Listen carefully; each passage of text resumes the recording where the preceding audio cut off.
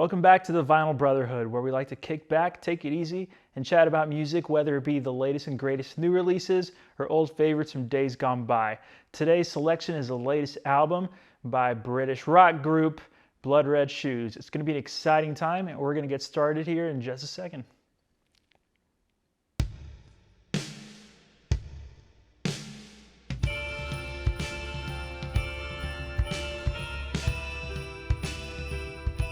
Like many in the Western Hemisphere, I was introduced to Blood Red Shoes via the inclusion of their timeless and classic track, It's Getting Boring by the Sea, in the film Scott Pilgrim vs. the World.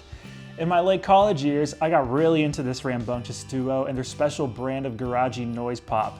My friend and I even drove a few hours to see them play in Kansas City back in 2014.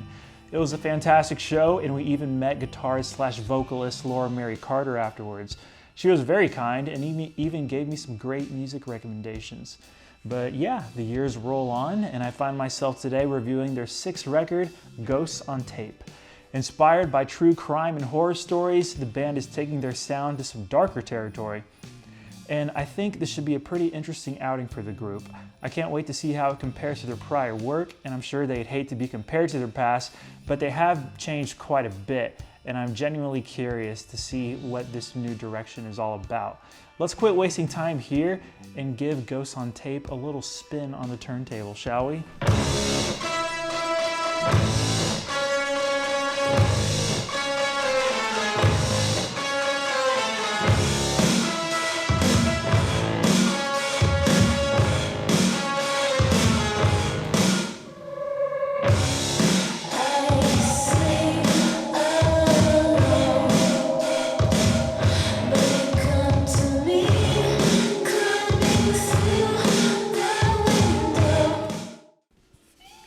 Pretty cool, isn't it?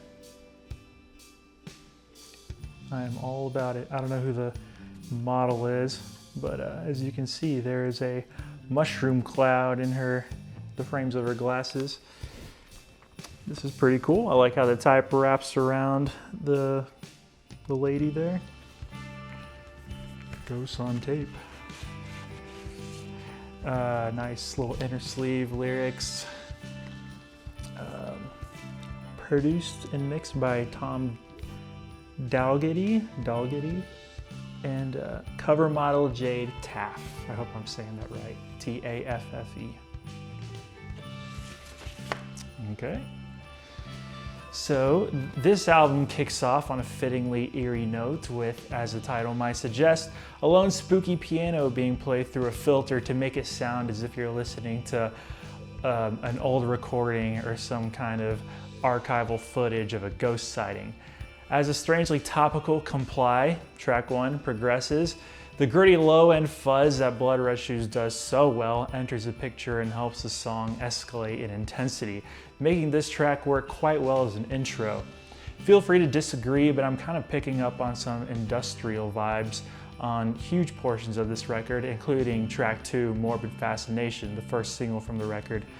This sound is partly carried over from the previous album 2019's Get Tragic, and as much as I lament the loss of the old guitar-centric Blood Red Shoes, this is what we're working with now, so we're just gonna roll with it.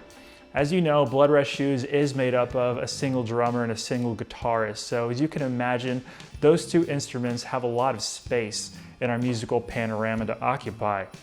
Well, this is something they've never really struggled with. Laura Mary Carter's guitars are dense and layered, and Steven's drums are massive, especially now that they're not quite as involved and frenetic as they may have been in their earlier work.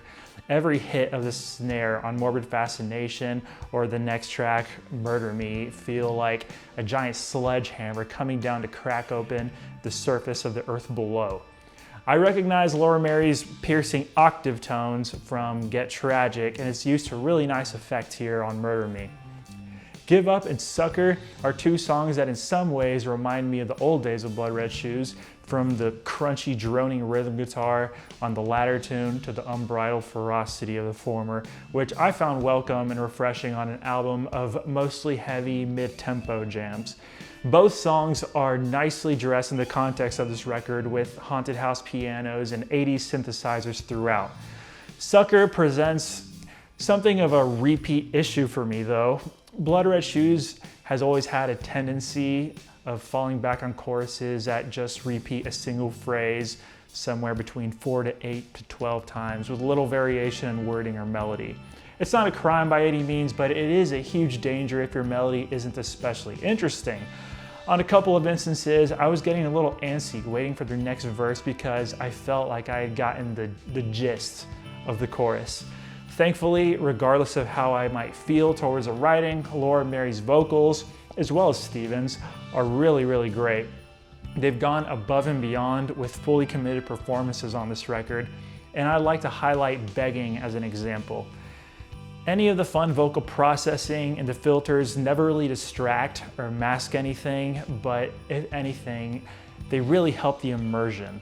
A lyric or two on the album can come across as a little clunky, but honestly, I didn't necessarily feel that way until I actually read through them. So you could say they're doing a really good job of selling them with how much conviction they put into their vocal performances. I'd like to draw some attention to Dig a Hole, as I found that song to be one of the stronger tracks of the bunch. It's not quite as straightforward from a rhythmic standpoint.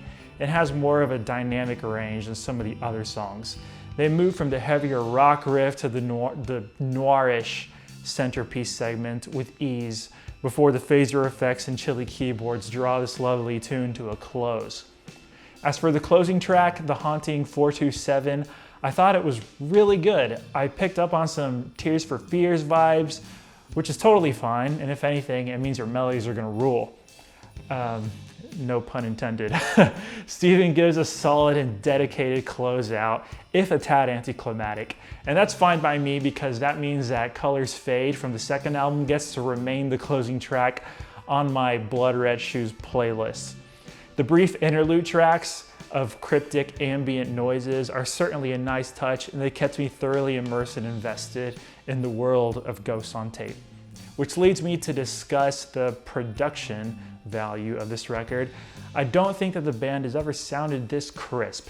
There's great definition between any given song's various elements when there needs to be, but they're also not afraid of getting a little crazy with their sound by including extra dirt on the vocals or some drastic EQing choices, etc., etc. They seem to be very in control here, and it makes for a really engaging listen. I was fully invested from beginning to end. And I think the DIY production further exemplifies what Blood Red Shoes has always been about, a theme that's constantly being touched upon on Ghosts on Tape, and that's the theme of defiantly embracing their outsider status. The angst is pretty heavy here, but they make it perfectly clear that they won't be pigeonholed, and they're just gonna do their music on their own terms.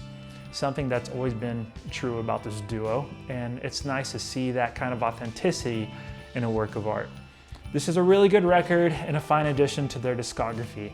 I don't know that any one song had me absolutely floored as much as I wanted to be, but yes, it's a successful concept overall, and I truly did enjoy it. Let's head back now to our living area so we can go ahead and close this one out.